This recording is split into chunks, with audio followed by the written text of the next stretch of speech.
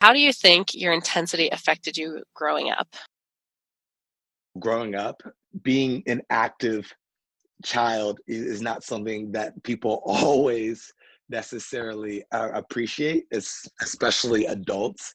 And it's just really been interesting to see how, as a child, I think about there's the nature versus nurture, right? And I think that everyone is born with their nature, and their nature is really their superpowers.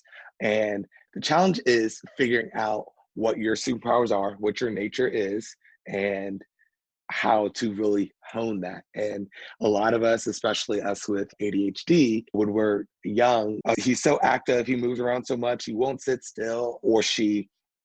And we tend to get labeled not in a positive light because of our energy. And it's been interesting to see how, as I've learned to hone my superpower, my energy, and how to focus it in things like the 1 minute TikToks, but also in the things like the podcast that I do, even being on other people's podcasts, being able to hone and use that energy in that space as an adult has been really helpful for me.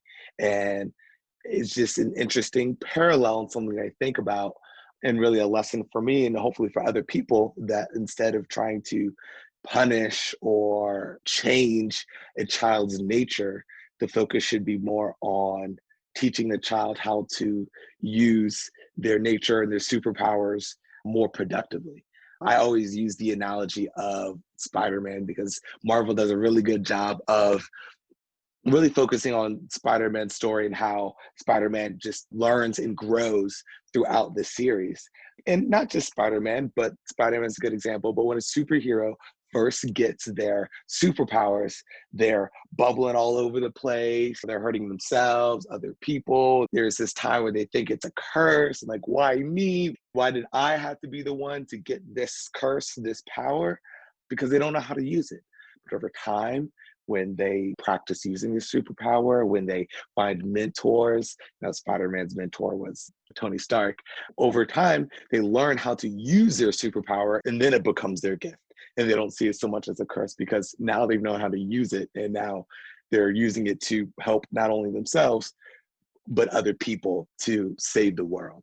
So I think it's just a really interesting way to think about neurodiversity in general, but especially those traits or characteristics that we see in children that aren't necessarily easy to deal with or to handle as the adults.